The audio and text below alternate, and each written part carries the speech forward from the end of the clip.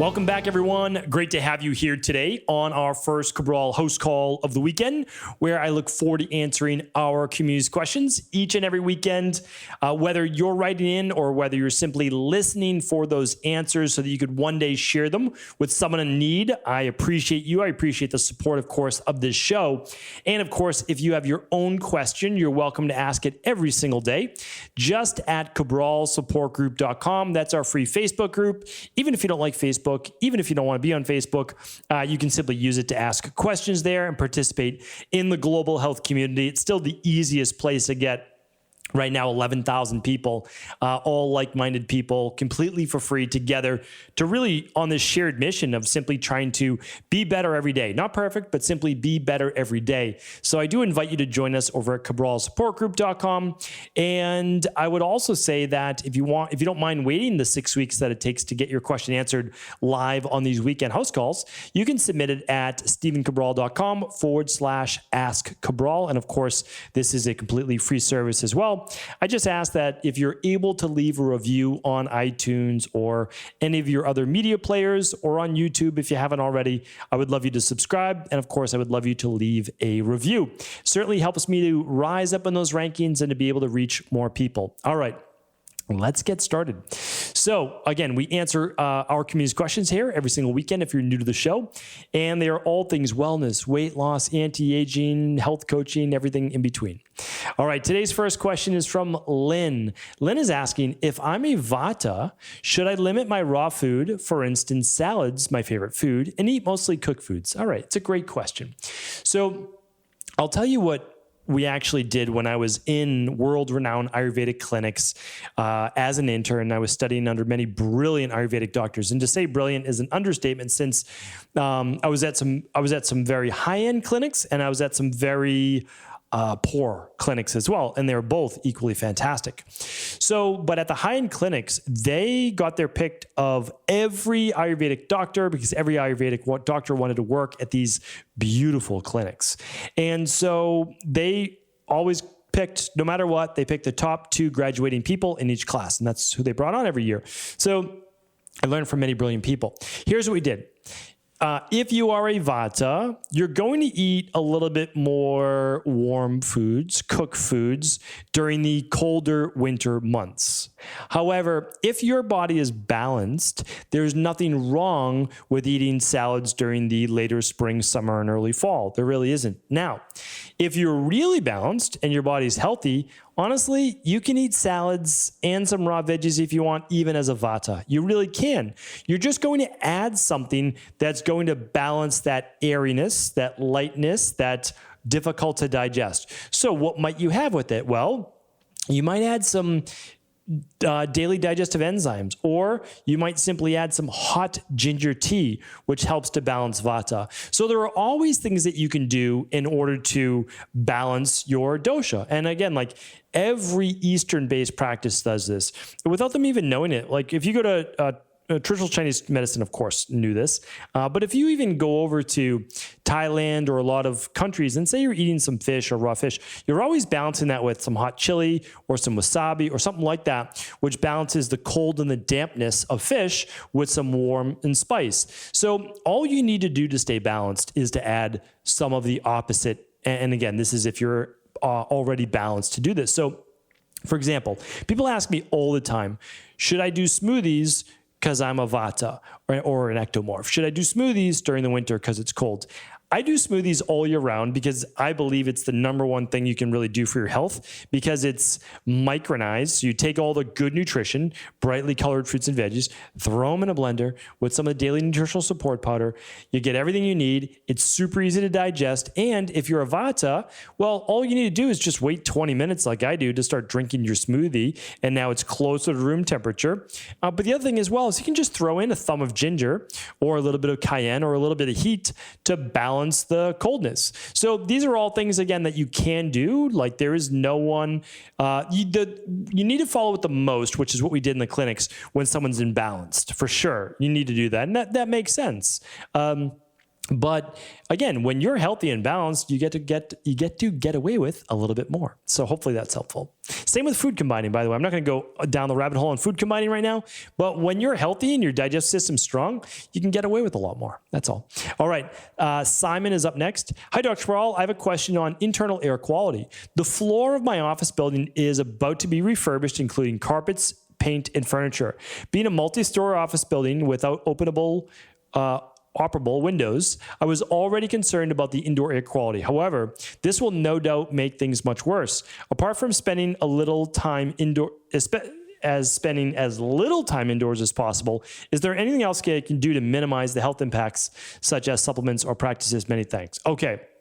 This is really important because if you're ripping up carpets, there's formaldehyde, there can be mold under those carpets. When people are putting in new paint, they're probably not using zero or low VOC, which is those volatile organic compounds that I've talked about. And furniture is just loaded with chemicals and formaldehydes as well.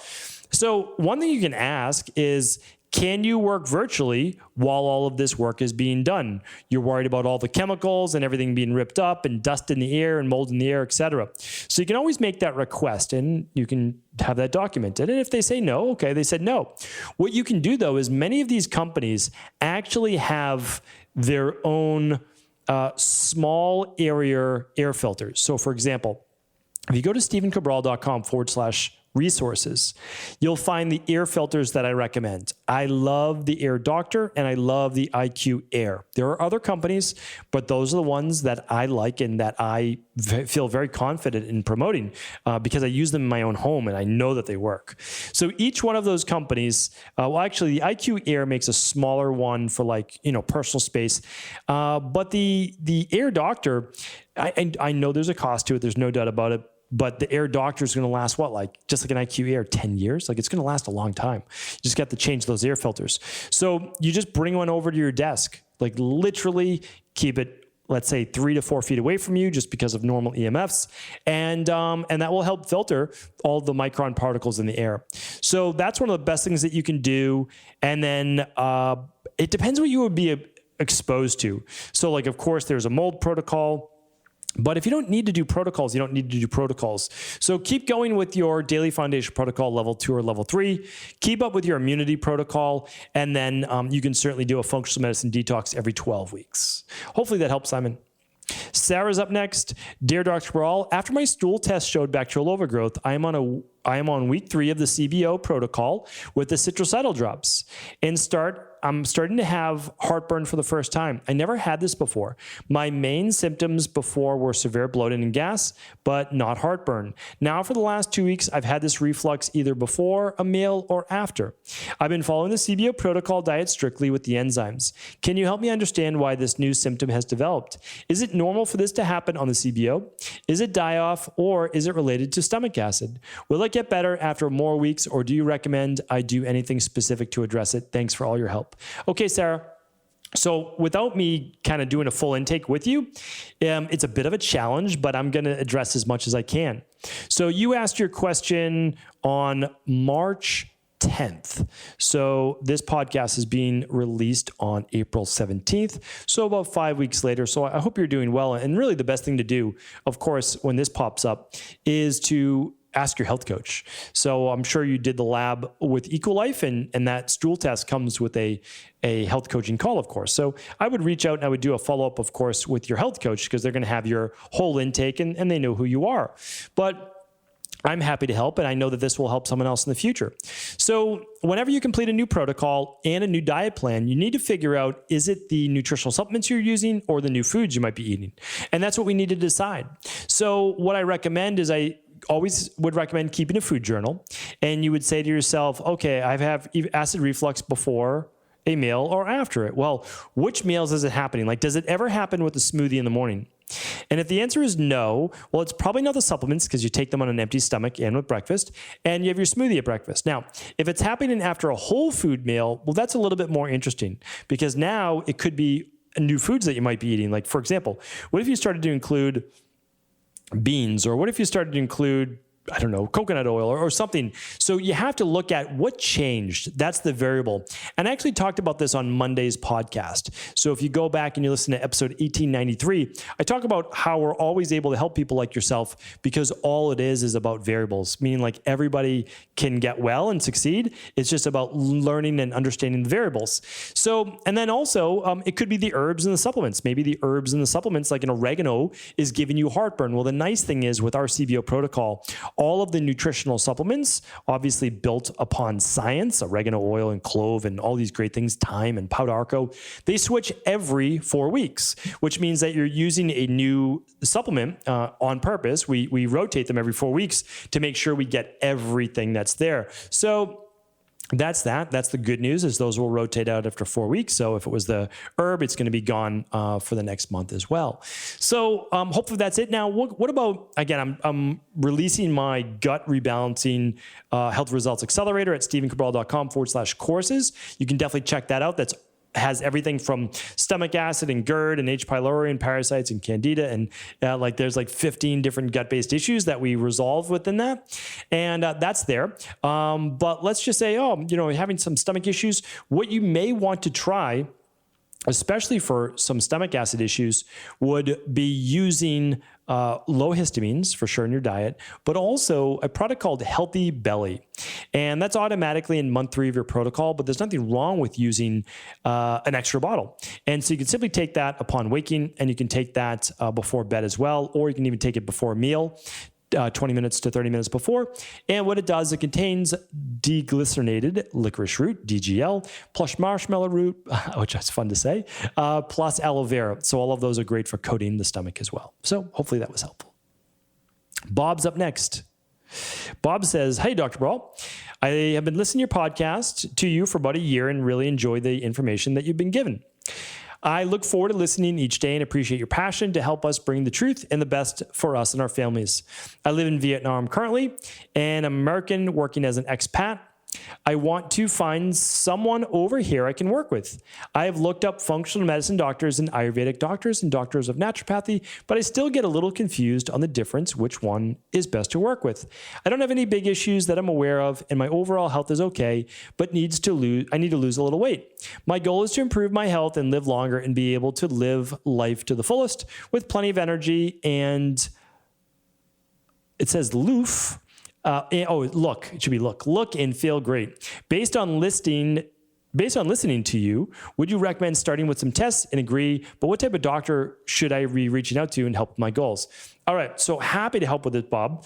I don't actually know if Equalife ships to Vietnam since I'm not in charge of the shipping and logistics over there, but I know that we ship to 30 countries around the world. So let's just see. I'm going to type in Equalife international shipping just into the old Google. And let's see here.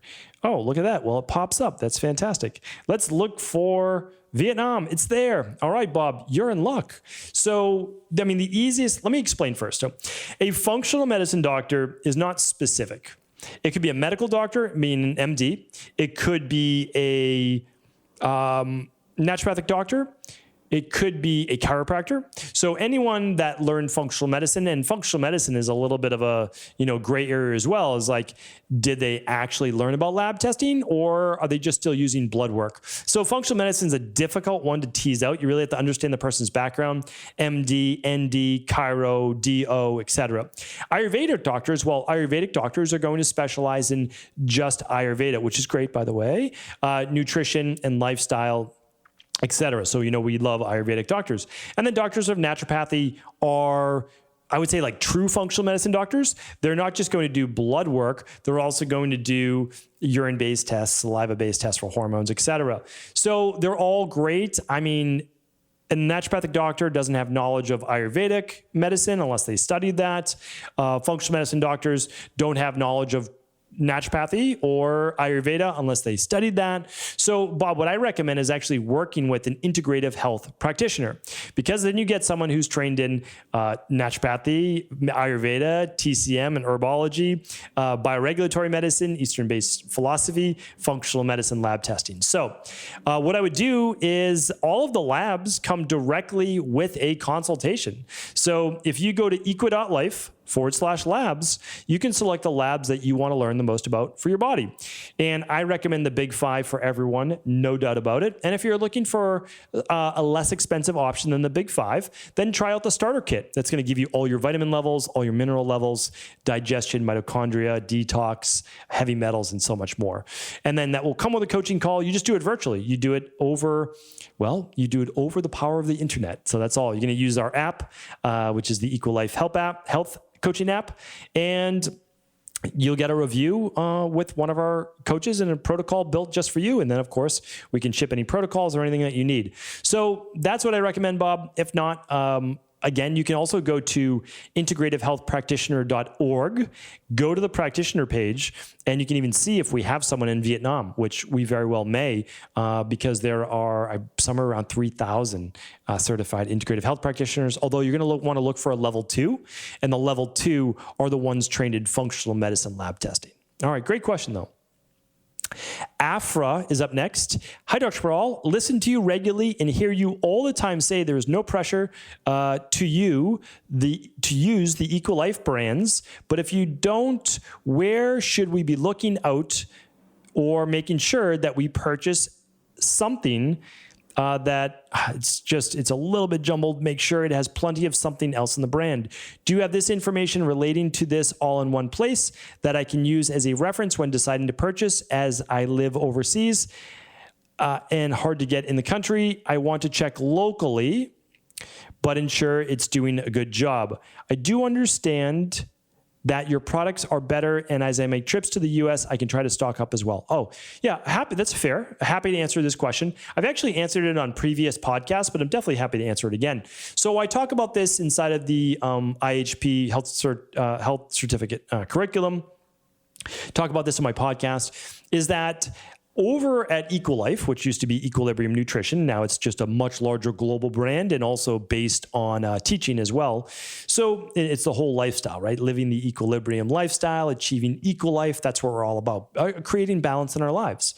So you can go to equi.life. That is my practice now. I put all of my protocols there, all of my labs there, all of my nutritional supplements there. So, but I do that to open source it. So I put all of the labels there. I put all of the protocols. Everything that I do in my practice is there for you. And I tell people all the time, you don't have to purchase there. You absolutely do not have to. What I did, though, is I show you exactly what I use. And then what you can do is you can look at the back for all the different ingredients and you can see if you can match it up. And again, but it comes down to, is the company reputable? Because you just don't want to end up with heavy metals in your products or mold or that there's not the right dosage or whatever it might be. So that's all. So you're just looking for reputable functional medicine-based brands and then the right ingredients, but also the right dosage. Because a lot of companies put ingredients in, like, let's say ubiquinol or let's say CoQ10, but they use like 10 milligrams and you're just not going to get a clinical benefit out of that. It's like CBD. So many people sell CBD, but it's like 5 or 10 milligrams. And again, you're not even going to feel that. There's going to be no ability to fill that. So that's that. And by the way, for those people that don't know, we are finally able to offer CBD-based products again. Pretty amazing. It has to be on a separate website. So the separate website is equilibriumcbd.com. You might remember that name, equilibriumcbd.com, and you can check that out there. So Afra, hopefully that helps. Again, all open source. There's over 150 different labs and protocols and nutritional supplements over at equa.life. Anonymous is up next. Hi, Dr. Cabral. Wrote in earlier this year about having squiggly things in my urine, and you answered it for a male related to the prostate, but I'm actually a 30-year-old female and so curious what these are a reflection of. Given the unusual nature of them, it is difficult to try and research when I don't know what it even is. Can you give any insight as to why I would be getting white squiggly things in my urine that look more structured than just discharge, as they are very clearly liquid squiggles. Thanks. Okay, Anonymous, appreciate you following back up and writing back in. And remember, everyone's always welcome to do that. So you wrote in Anonymous, so of course I don't know if you're a male or female when writing it in. And when someone talks about white squiggly things in the urine, my mind goes right towards prostate-based secretions. But obviously, you shared now that you're a female, so the prostate is not going to be an issue. So for a female, what we're looking at is two main things. We are looking at some type of infection in the kidneys, okay, bladder maybe, even intestinal. So we're looking at a bacterial-based infection, or the second is a yeast-based infection. It is, again, this is not medical advice, so I have to give you my disclaimer. I cannot provide you with medical advice, a diagnosis, a treatment, or a cure, okay? So that's for the conventional medicine land only. What I'd like to share with you, though, is it's typically an infection of some type. So what you want to do is you want to test for, do you have some type of bacterial-based infection? Or do you have some type of yeast-based infection? And you can run a urine test, really simple, with your PCP, with your doctor. I also talked about using your own urine test strips at home, so you can go back and check out that podcast. It's a Friday review on urine dipsticks to test for leukocytes. Again, it's not diagnostic, but you want to definitely check this out. And then I would run the Candida metabolic and vitamins test over at eco.life/labs to look if you have a lot of Candida or yeast overgrowth in the body. So you can check that out. Of course, you're also welcome to run the bacteria and parasite stool test. That would be helpful. So there you are. Hopefully that was helpful. Thank you, everyone, for listening and for your support and for your reviews. Truly appreciate it. Your subscribes as well. Means the world to me. And I'll be back tomorrow on episode 1899 of the Cabral Concept. Have a great weekend.